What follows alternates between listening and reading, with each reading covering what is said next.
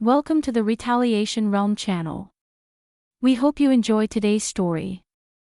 My name is Lily Snider, and I'm 27 years old. I reside with my father and mother. Our family has always stuck together as a trio.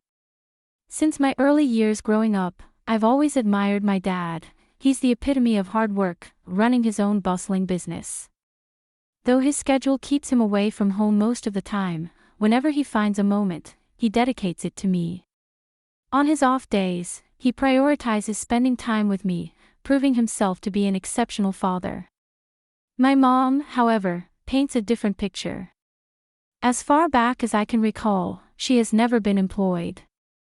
While she tends to household matters, she's never lent support to my dad's business or pursued a career outside our home. Despite our comfortable lifestyle, with my mom often seen socializing and attending events, her lack of involvement in my life has left me feeling somewhat neglected. There were moments of profound loneliness, but my dad's unwavering presence always filled that void. He understood the indifference my mom held towards me and made it his mission to ensure I never felt neglected or alone. As I grew older, my mother's tendency to break promises became apparent, while my dad's commitments were steadfast. My mother's casual approach to promises left me disillusioned. I learned not to hold her pledges in high regard. Conversely, my dad's reliability and trustworthiness garnered my admiration. I entertained thoughts of joining my father's company after graduating from university. Being the only child, I saw it as a way to honor my father's legacy and continue his work. Upon reaching my 20s, my father began imparting invaluable wisdom during our drink out. Meanwhile, my mother's involvement in my life remained superficial. The only time she interjected was during my sophomore year of college when I expressed my desire to join my father's company. "Dad, I want to work at your company after graduation. I'm already preparing for it. I want to follow in your footsteps someday," I announced eagerly. "Lily, are you sure about that?" "A girl doesn't need to pursue such endeavors," my mother intervened, her words dripping with traditional expectations. "Why not?" "I want to work hard like Dad," I insisted. "A woman should find a good man and let her husband provide for her," she countered, echoing typical sentiments. Disheartened by her lack of understanding, I chose not to engage further. I refused to live a life tethered to someone else's ambitions, mirroring my mother's existence. I had always aspired to become an independent woman determined to navigate through my college years on my terms. After that pivotal moment, I dedicated myself to diligent study, paving the path to join my father's company immediately. After graduation, though my mother remained unconvinced, it seemed she eventually resigned herself to my decision. "If you choose to live this way, so be it. But remember, you'll bear the consequences of not heeding your mother's advice," she remarked resignedly. "If you're willing to accept that, then do as you please." So, I followed her directive by stepping into my father's company, inadvertently widening the chasm between my mother and me. Conversely, my bond with my father deepened as we spent more time together. Reflecting on it now, I realized my mother wasn't pleased with the turn of events. Upon joining my father's company, he invested considerable effort in my training, which unbeknownst to me, was driven by his declining health. It took him nearly half a year to acquaint me with the intricacies of the job before he collapsed at our workplace, and swiftly whisked away to the hospital. Over the next 5 years, he valiantly battled his illness. "Emmy, how's the company faring without your dad?" my mother inquired, her concern veiled by skepticism. "It's challenging, but everyone's rallying behind me. Dad entrusted me with everything I need," I replied confidently. "Well, as long as that's the case, just ensure you don't leave the company to ruin as the second generation," she cautioned, her words tinged with apprehension. "You lack any genuine interest or affection for the company. You're merely preoccupied with others' perceptions," I retorted, disheartened by her lack of faith. During my father's illness, our disagreements were frequent despite his weakening state. He made sporadic visits to the company, emphasizing its significance. These employees in this company are invaluable treasures to me, but I must relinquish my hold on them, he confessed, his voice laced with emotion. Lily, I've witnessed your dedication over the years. I trust you to safeguard this place and everyone here. I don't know if I can emulate you, Dad, but I'll strive to uphold your legacy, I pledged solemnly. From that day forth, the mantle of leadership was bestowed upon me. With my father mostly confined to the hospital, my days were consumed with the company's affairs, leaving little time for homecomings. I prioritized visiting him regularly, carving out time amidst my busy schedule. My mother, on the other hand, fulfilled only the basic duties, such as delivering changes of clothes to him, even that seemed to inconvenience her. I couldn't help but wonder about her feelings towards my father. Did she lack any sense of gratitude or compassion for his illness? The thought left me feeling sorry for him, recalling the sacrifices he made for me during my childhood, a time when my mother's affection remained elusive. Despite my exhaustion, I made a concerted effort to visit him as often as possible, a routine that persisted for about a year until he peacefully passed away in his sleep. Amidst the whirlwind of tasks that followed, I barely had a moment to grieve. My mother, oblivious to my emotional turmoil, expected me to handle everything from funeral arrangements to hospital paperwork realistically. I knew I couldn't rely on my mother, who had never ventured beyond the confines of our home, so I silently assumed responsibility for the myriad tasks. The day after the funeral, my mother broached the subject. Lily, now that the funeral is over, you've settled down, haven't you? She inquired with a heavy heart. I accepted the reality of the situation. Please leave this house. I've just inherited 200 million yen, so I have no use for you anymore. Thank you, she declared, as though it were a mere formality. Her words stung, but I had anticipated them. Further discussion seemed futile. Did she truly believe that wealth could replace familial bonds and absolve her of responsibility? With a multitude of questions swirling in my mind, I decided to depart the next day. I arranged for the sale of all belongings associated with me, leaving my mother utterly surprised at the speed of my departure. I had meticulously planned my departure, but I harbored a secret from my mother.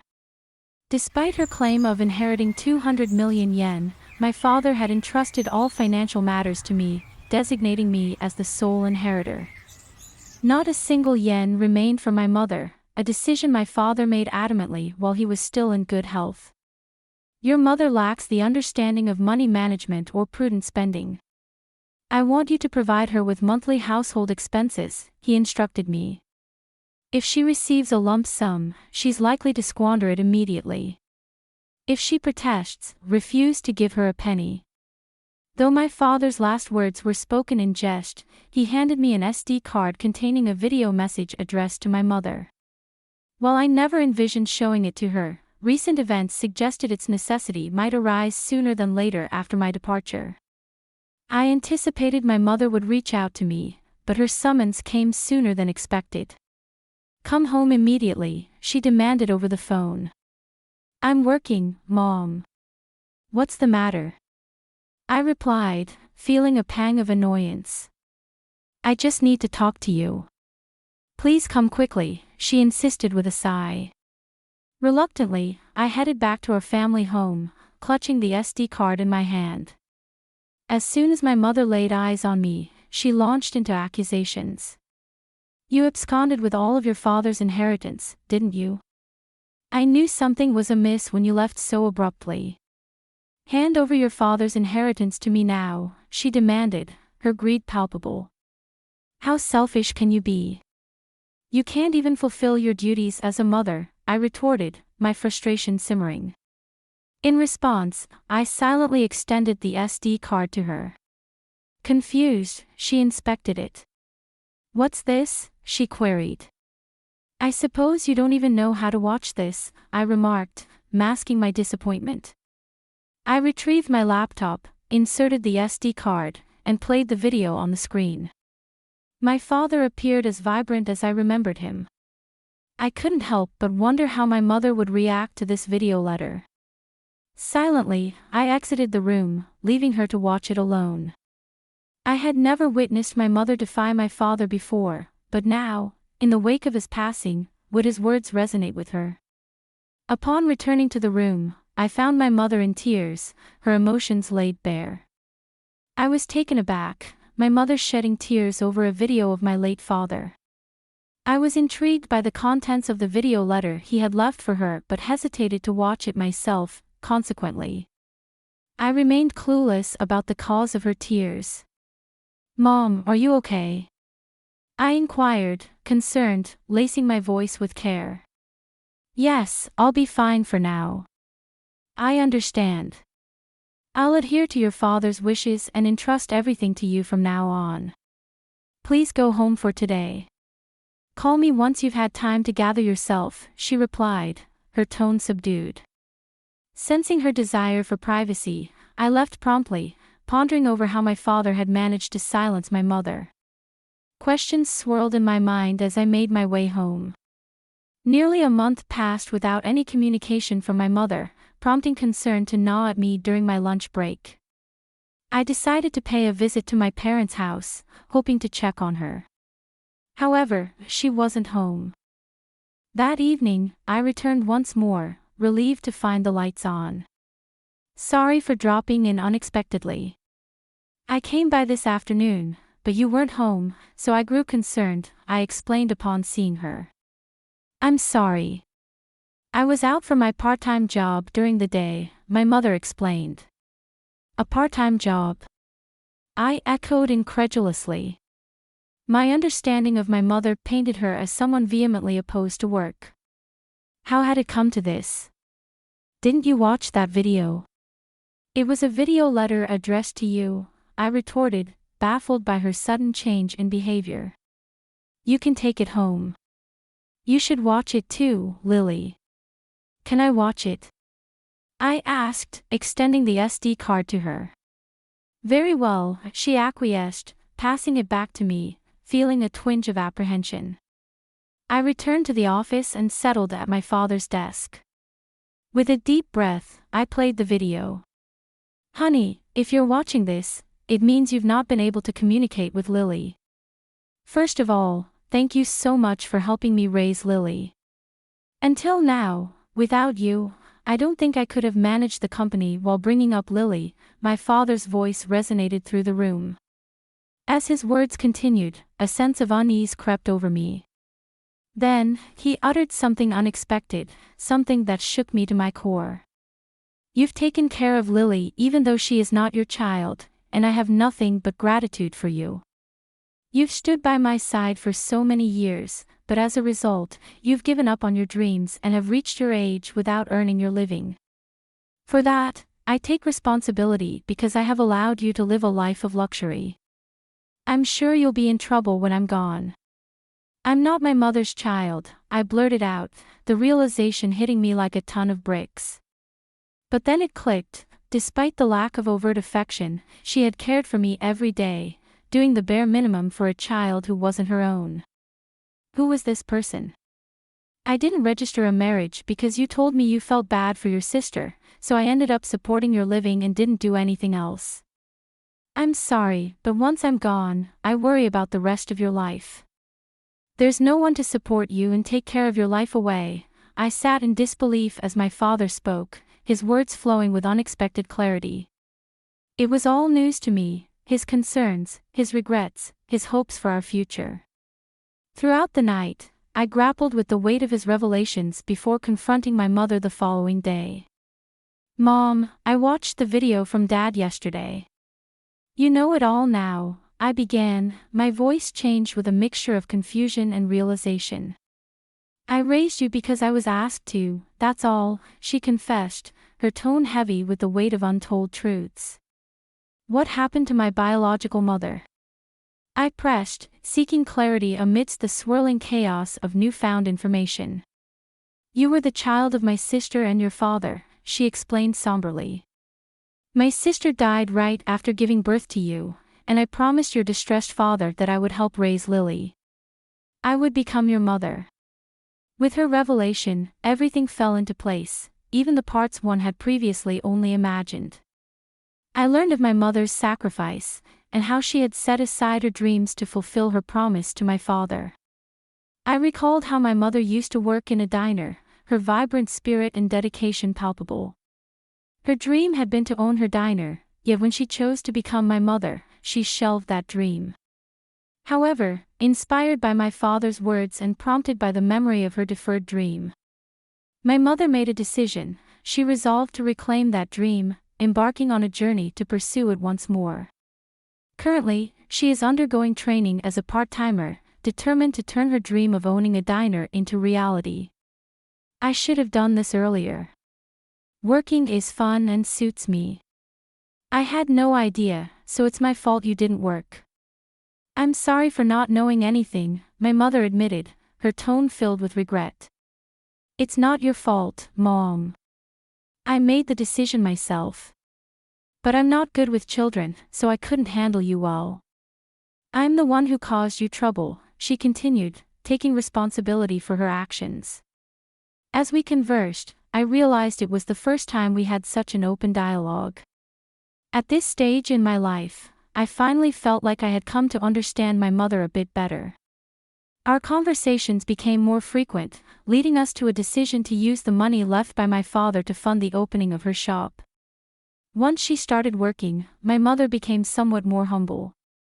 She hesitated when the topic of funds for the shop came up, a behavior that would have been unimaginable not too long ago. While maintaining my regular job, I also assisted with the opening of her diner.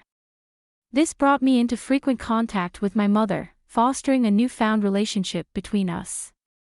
Regarding living expenses, she insisted on managing them with her income, refusing to accept help from my father's inheritance.